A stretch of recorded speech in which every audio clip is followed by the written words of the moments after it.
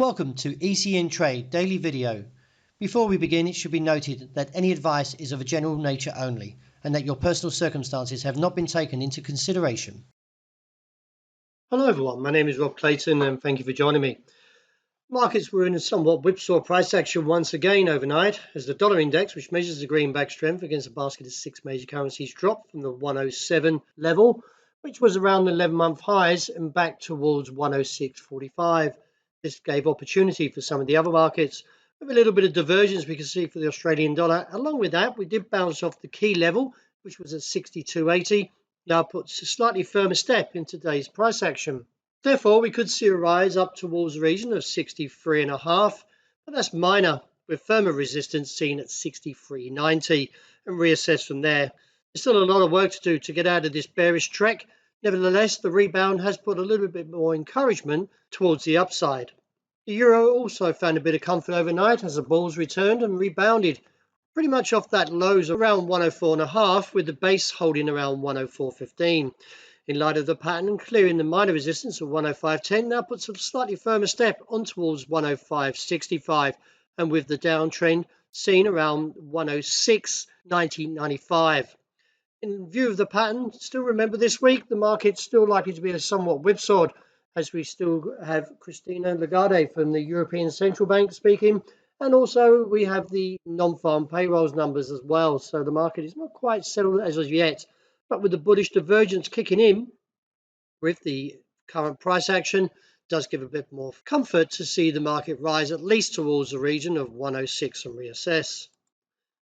After the whipsaw price action, dollar yen was somewhat quiet overnight, but still didn't get the move underneath the level of 148.60 after getting a low around 148.72 overnight.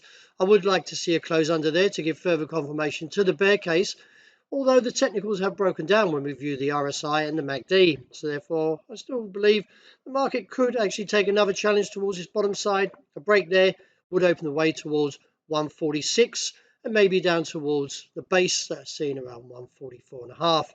Any upside attempts still likely to maybe see the Bank of Japan potentially, or rumoured to have intervened around that 150 area. A very strong rebound from sterling after taking the challenge towards that base at 120.25 and printed the low of 120.36 and rallies very aggressively and posts an engulfing candle. From there gives much more towards the support with the bullish divergence that the market may head on towards 121.80 and maybe even on to 122. Do need to see a confirmation from this engulfing candle, and if we see a close above 121.5, then I feel that's enough to support the bullishness, and also with the indicator and the bullish divergence, along with that with the MACD, to see the climb on towards 121.80.85 to maybe even 122.5. Gold still remains somewhat lackluster as the price action briefly looked towards 1,816 and still slightly in a struggle, even though we are oversold.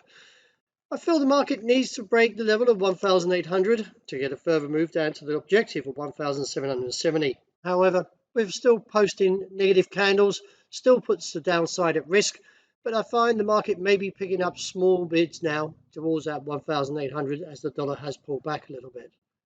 And wrapping up with oil, well, the market plunged overnight, almost 6% for one of the biggest one-day sell-offs since September 2022, after the floor under the rally gave way since the rally began, that is, back in June.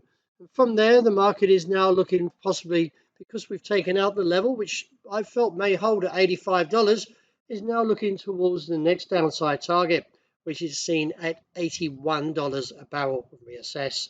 Technically, we are still very much in a negative pattern here, and therefore does support this very heavy candle, and no doubt seeing a lot of stops getting out, because we've only been down here for 5 days, which took quite a number of days to actually get to that 92 area. So no doubt if the market is somewhat long, it will probably find a bit of a squeeze as we head towards 81 and reassess.